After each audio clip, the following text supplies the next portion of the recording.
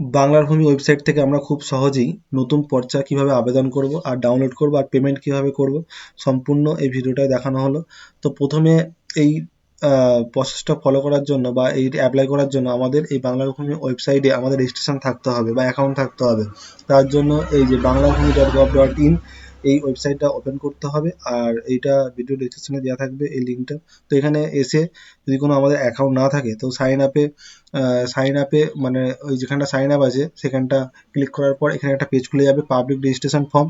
এখানে আমরা সবাই এখানে একটা অ্যাকাউন্ট বানিয়ে নিতে পারবো। তার জন্য ফার্স্ট নেম, তারপর মিডিল নেম থাকলে মিডিল নেম, লাস্ট নেম দেওয়ার পরে গার্জেন নেম, তারপর এখন হচ্ছে অ্যাড্রেস, ইউজার টাইপ সিটিজেনই থাকবে। তার মিউনিসিপ্যালিটি কোন মিউনিসিপ্যালিটি এলাকায় সেটা দিতে হবে, আর স্টার মার্কসগুলো অবশ্যই এখানে ফিল আপ করতে হবে। তারপর হচ্ছে পুলিশ স্টেশন, তারপর হচ্ছে ডিস্ট্রিক্ট, তারপর হচ্ছে পিনকোড, তারপরে ইমেল আইডি। আর ইমেল আইডিটা স্টার মার্কসে নেই, তো এখানে দিয়ে দেওয়াই ভালো। তারপরে হচ্ছে মোবাইল নাম্বার দিতে হবে, সেটা আধার কার্ডের সাথে লিঙ্ক থাকতে হবে, এখানে দেখানো আছে, কিন্তু মোবাইল নাম্বার যে কোনো একটা দিলেই হবে। তারপর মোবাইল নাম্বার দেওয়ার পরে এখানে একটা ওটিপি আসবে, সেই ওটিপিটা সাবমিট করতে হবে। তারপরে পাসওয়ার্ডটা একটা ৮ সংখ্যার একটা পাসওয়ার্ড এখানে জেনারেট করতে হবে, দিতে হবে। সেই সেম পাসওয়ার্ডটা এখানে কনফার্ম করার জন্য আবার সেটা দিতে হবে। তারপরে হচ্ছে এন্টার ক্যাপচা কোড দিয়ে সাবমিট করলে আমাদের আইডিটা মানে হয়ে যাবে, এবং আইডির ইউজার নেমটা মোবাইল নাম্বার, আর যে এখনই যে কনফার্ম মানে যে পাসওয়ার্ডটা দেওয়া হলো সেই পাসওয়ার্ডটা হচ্ছে তার পাসওয়ার্ড হিসাবে তখন লগ ইন করার সময় লাগবে। তো এটা করার পরে এবার লগ ইন করতে হবে।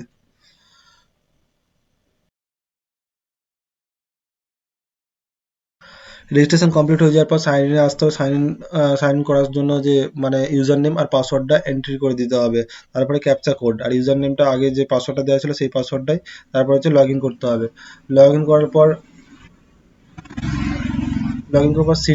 সিটিজেনের পরই এখানে হচ্ছে যে সার্ভিস ডেলিভারির পর হচ্ছে আর রিকোয়েস্ট। আরও যেসব কটা অপশান আছে সে প্লট ইনফরমেশন রিকোয়েস্ট আগের তথ্যের জন্য। আর তারপর আমাদের যেটা দরকার হচ্ছে পর্চার জন্য যেটা প্রয়োজন হবে সেটা হচ্ছে আর রিকোয়েস্ট, যেটা পর্চা অ্যাপ্লাইয়ের জন্য আমাদের মানে লাগবে। সেই অপশানটা এই আর রিকোয়েস্টে ক্লিক করে নিতে হবে।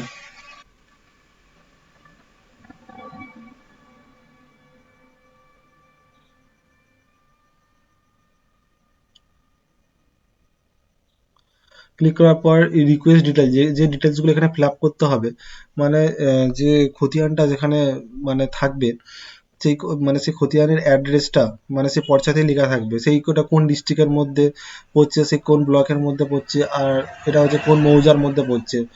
মৌজা তো এগুলো সব কটাই এখান থেকে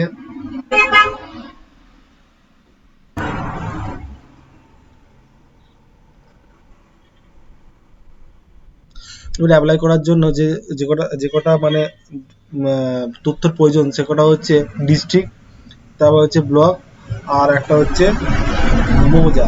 এইগুলো সবই যেখানকার আর কি মৌজা আমাদের বা খতিয়ানটা আছে সেখানকার আগেকার যে পুরনো পর্চাটা আছে সেখানেই পাওয়া যাবে, বা যে খতিয়ানটা যে মৌজার আন্ডারে সেখানকার তথ্য অনুযায়ী কিন্তু এখানে ফিল আপ করতে হবে। তারপরে হচ্ছে জিএল নাম্বার দেখেও আমরা এখান থেকে সিলেক্ট করে নিতে পারবো। জিএল নাম্বারটা আগেকার যে পর্চা আছে সেই পর্চা জিএল নাম্বার লেখা থাকবে। তো সেখান থেকে দেখে আমরা সিলেক্ট করে নিতে পারবো, বা ওই ড্রপ ডাউন মেনু থেকে খুঁজে নিতে পারবো। তারপর খতিয়ান নাম্বারটা দিয়ে দিতে হবে। তারপর যার নামে পর্চাটা অ্যাপ্লাই হয়েছে তার ফার্স্ট নেম, লাস্ট নেম এবং ফাদার্স নেম এখানে লিখে দিতে হবে। আর নিচে আছে অ্যাড্রেসটাও অ্যাড্রেসটাও মানে ঠিকানা, মানে যে অ্যাপ্লাই হচ্ছে মানে যার নামে অ্যাপ্লাই হচ্ছে তার ঠিকানাটা এখানে ফিল আপ করতে হবে। প্রথমে অ্যাড্রেসে প্রথম লাইনে তার গ্রামের নাম, সেকেন্ডে পোস্ট অফিস, আর থার্ডে বা ব্লকের নাম দিয়ে দিলেও হয়ে যাবে। তারপরে এখানে বেশি অ্যাড্রেস লিখলেও কি কম অ্যাড্রেস লিখলে কোনো অসুবিধা হয় না। তারপরে হচ্ছে ক্যাপচা কোড দিতে হবে যেটা আছে। তারপরে ক্যালকুলেট ফিজে ক্লিক করলে আমাদের কত টাকা পেমেন্ট করতে হবে সেখানে দেখিয়ে দেবে। আর এখানে যদি নট ফাউন্ড দেখায় তাহলে পরে ট্রাই করতে হবে, কারণ এরকম কিছু কিছু সার্ভারের সমস্যা দেখায়। তো এখানে কত টাকা পেমেন্ট করতে হবে সেখানে দেখানোর পরে আমাদের অনেকগুলো পেমেন্টের অপশান আছে। তো এসবিআই ইউপিআই দিয়ে করলে ইউপিআই পেমেন্টটা পাওয়া যায়। তো এসবিআই ইউপি দিয়ে পেমেন্ট করার পর এখানে কত টাকা পেমেন্ট হয়েছে সেটা দেখার পর কন্টিনিউ করতে হবে। কন্টিনিউ করার পর সম্পূর্ণ ডিটেলসটা আরেকবার দেখিয়ে দেবে। তারপরে আবার ভেরিফাইড অ্যান্ড চেক করার পর নেক্সট করার পর পেমেন্ট মোড এসবিআই এখানে সিলেক্ট থাকবে। তারপর পেমেন্ট গেটওয়ে ব্যাঙ্ক নেক্সট করতে হবে। তারপর আরেকবার এখানে চেকিংয়ের অপশান দেবে, তারপর পে নাও করলে দেন অনেকগুলো অপশান দেবে, যার মধ্যে আমরা debit card, net banking, UPI, wallet, অনেক পেমেন্ট করতে পারবো। তো ইউপিআই দিয়ে পেমেন্ট করা সবথেকে সহজ। ইউপিআই সিলেক্ট করে কিউআর কোড জেনারেট করলে তারপরে আমরা মোবাইল থেকে কোনো একটা ইউপিআই আছে কোনো একটা, বা পেটিএম, গুগল পে, ফোনপে, যে কোনো একটা অ্যাপের মাধ্যমে আমরা স্ক্যান করলে যে পেমেন্টটা এখানে চলে আসবে। তো ওখান থেকে পিন দিয়ে দিলে এখানে পেমেন্ট হয়ে যাবে। তো পেমেন্ট কমপ্লিট হওয়ার পরে এই গ্রিপস যে 2.0 যে পোর্টাল আছে, এখান থেকে ডাউনলোড চালানটা করতে হবে। ডাউনলোড চালানটা করে রাখা অবশ্যই দরকার, কারণ হচ্ছে এখানে জিআরএন নাম্বার আর হচ্ছে অ্যাপ্লিকেশন নাম্বার, যে দুটো প্রয়োজন পড়ে আমাদের পরে যে মানে পর্চাটা যখন ডাউনলোড করব তখন এই দুটো নাম্বারের প্রয়োজন হয়। তো এই দুটোর জন্য এই ফর্মটাকে বা এই যে রিসিপ্টটাকে ডাউনলোড করে রাখতে হবে। আর রিসিপ্টটা যদি হারিয়েও যায় তার জন্য অন্য সমস্যা আছে, অনেকটা প্রসেস ফলো করে তারপর সেটাকে আবার ডাউনলোড করে পাওয়া যায়। তো এটা যে গ্রিপসের পোর্টাল, এখান থেকে পরবর্তীকালে মানে ডকুমেন্টসটা হারিয়ে গেলে বা এই চালানটা না পাওয়া গেলে ওখান থেকে ট্র্যাক করে বা ওই অ্যাপ্লিকেশন নাম্বার দিয়ে আমরা ওই রিসিপ্টটা ডাউনলোড করতে পারবো। আর এখানে তারপরে কমপ্লিট সাকসেসফুল দেখিয়ে দিয়েছে। এখানে জিআরএন নাম্বার, আর এখান থেকেও জিআরএন নাম্বারটা আর অ্যাপ্লিকেশন নাম্বারটা নোট করে লিখে রাখা যায়। তারপরে যে চালানটা আছে এখানকার যে এবার কিভাবে এটা অটোমেটিক, যদি পেমেন্ট পেন্ডিংয়েও থাকে একবার জিআরএনটা সার্চ করে নিতে হয়। আর এখান থেকে জিআরএন সার্চ থেকে কিন্তু আমরা এই যে পর্চার যে কপিটা আমরা এখান থেকে ডাউনলোড করতে পারবো, আর হয়েছে কিনা চেকও করতে পারবো। আর হয়ে গেলে কিন্তু ফোনে একটা এসএমএস দিয়ে দেয়।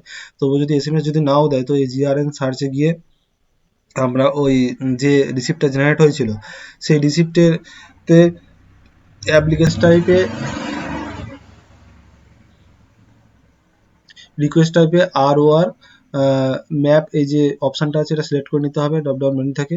রিকোয়েস্ট টাইপে এন্টার জিআরএন নাম্বার, এই জিআরএন নাম্বারটা হচ্ছে আমরা রিসিপ্ট কপিতে পেয়ে যাব।